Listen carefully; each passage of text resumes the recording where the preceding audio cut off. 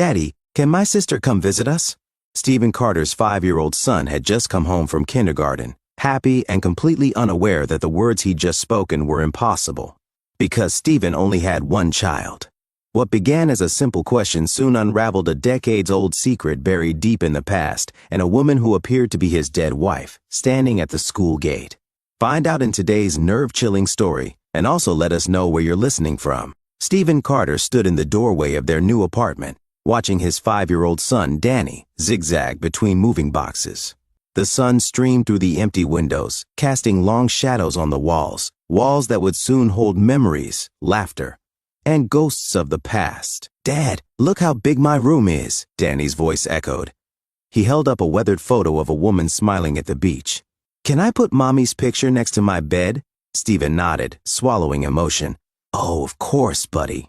When Grandma Molly arrived with her usual flair, carrying cookies in one hand and authority in the other, she got to work immediately. Anna should be the first person anyone sees when they walk in, she said, placing a large wedding photo of Anna, Danny's deceased mother, on the mantel. As they hung curtains and unpacked, Molly filled the silence with stories about Anna. Silly moments, wedding day mishaps, the kind of laughter that made you forget she was gone. Danny soaked up every word. She always found joy, even when she was sick, Stephen whispered, remembering the promise he made by Anna's bedside. The next morning, Danny packed his backpack, slipping Anna's photo into the front pocket. "Want Mommy to come with me," he said softly. At kindergarten, Ms. Irene greeted them warmly. She crouched at Danny's level. Oh, I've heard you're a great helper. Want to see our art corner? As Danny disappeared into the classroom, Stephen hesitated. He turned to see his son instinctively touch the photo through his bag. He was growing up, but still clinging to a mother he couldn't remember fully. Stephen promised himself no more goodbyes. That night, as Stephen tucked Danny into bed, his son spoke 5 words that shattered his world. Dad, I have a sister.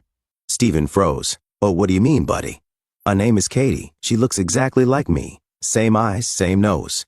Ms. Irene said it was unusual. Stephen tried to laugh it off, but Danny's serious face mirrored Anna's perfectly. Maybe Mommy sent her to me, he added. The next morning, Stephen arrived early at the school, scanning the classroom. And then he saw her. A girl with Danny's hair, his profile, his habit of tilting her head while concentrating. It was like looking at Danny in a dress. He stumbled, gripping the doorframe. Miss Irene approached quietly. Oh, we need to talk. In her office, Ms. Irene revealed something Stephen couldn't explain away. Katie and Danny have the same birthday. They finish each other's sentences. They knew each other instantly. It's uncanny. Stephen's breath caught. Is it possible Anna had a twin? He shook his head. And she was adopted. She never knew her biological family.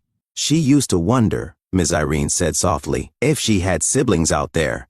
Stephen's heart raced. He needed to meet Katie's mother. Stephen stood at the school gate that afternoon, stomach churning, and then he saw her. The woman who came to pick up Katie was Anna. Same face, same hair, same way she tucked it behind her ear. His knees buckled. Danny rushed over. Oh, Dad, why are you on the ground? Katie tugged her mom's sleeve. Oh, and he looked scared. Mommy, he looks at you like you're someone else. Danny held up the beach photo. So you look like my mommy. The woman's hands trembled as she took the photo, her fingers brushing over the faded edges like they were sacred.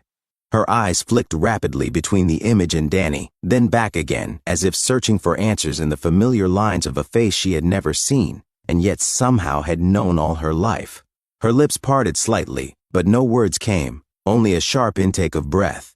A wave of recognition, or confusion, washed over her features, and for a moment she stood frozen, as if time itself had stopped. Inside the teacher's office, the woman introduced herself. Natalie Reynolds. I'm Stephen Carter, he said numbly. They stared at each other, and at the children, identical cousins playing like twins. I never knew I had a sister, Natalie whispered. Anna never knew her family either, Stephen replied. When they were born on the same day, Ms. Irene added. October 12th, Natalie's hand shook. Oh, I need to talk to my mother. Her voice was barely above a whisper, but the tremor in her tone betrayed a flood of emotions building just beneath the surface. I have to know the truth. Her breath caught as she added, almost to herself, all this time. I never imagined. Natalie led them to her childhood home. Her mother, Eleanor, served tea with shaking hands. Stephen placed the photo on the table. Do you know this woman? Eleanor stared. That's Anna. She finally confessed the truth. I was young. The twins' father was married, powerful. He made me choose, keep one child, give up the other. I chose Natalie because she was stronger. Said just gave her away? Stephen's voice cracked. And tried to find her later, Eleanor whispered, her eyes brimming with regret. But it was too late. I searched through old records, reached out to people I hadn't spoken to in decades, but everything led to a dead end. The adoption agency had closed down, the files were sealed, and I was left with nothing but guilt. Every year on their birthday, I thought of the other little girl, of Anna, and wondered where she was, if she was happy, if she was loved. But I was a coward. I waited too long. Eleanor brought down a dusty box, hospital bracelets, newborn photos, tiny blankets. Everyone fell silent. Katie and Danny looked on, wide-eyed, holding hands. And now I'll never know her, Natalie whispered, tears falling. Danny looked up. But you can know me. I remember Mommy. I can tell you about her. The room stilled. Katie hugged her mom. Don't cry. Now we can be a family, right? Natalie looked at Stephen. Can we? In the weeks that followed, Danny and Katie became inseparable. Natalie and Stephen found themselves laughing more, crying less. They shared Anna's quirks, her phrases, her habits. Natalie would say, sometimes I feel like I remember her, like pieces of her live in me. Stephen nodded. She would have loved you. Even Eleanor began to show up more, slowly earning forgiveness.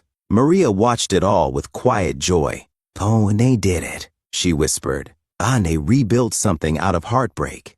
At a backyard barbecue, Natalie handed Stephen a glass of lemonade. One should take a photo.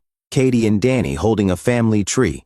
So they always remember how this happened, Natalie said, her voice soft but filled with purpose. She glanced over at the children playing in the yard, their laughter echoing like music in the warm summer air. It should be something they keep forever, a reminder that sometimes families are born not just from blood, but from miracles and second chances. Stephen nodded.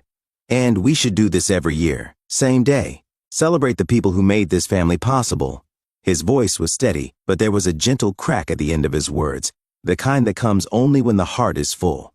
Tears welled up in Natalie's eyes, but this time, they were happy. She reached for his hand and gave it a quiet squeeze, anchoring the moment as something sacred. Around them, life moved on, but inside this bubble of peace and healing, everything felt whole for the first time. That night, when the kids had fallen asleep, Stephen and Natalie stepped into the garden, wrapped in the hush of a world at rest. Above them, stars shimmered with quiet brilliance, the sky clear and infinite, as if inviting whispered conversations with those long gone. Do you think she knows? Natalie asked, her voice no louder than the rustle of leaves, that her son is happy? Stephen smiled, a soft, knowing curve of his lips. I think she knew all along, he said, his eyes scanning the constellations as though looking for a sign. A shooting star streaked across the sky. They watched in silence, caught in the fragile beauty of the moment. And somewhere, maybe, Anna smiled too, watching the family she had dreamed of finally come together, finding each other across years, across silence, across impossible odds. What do you think of today's nerve-chilling tale? Please share your thoughts in the comments below, and thank you for listening to Storyline Narratives.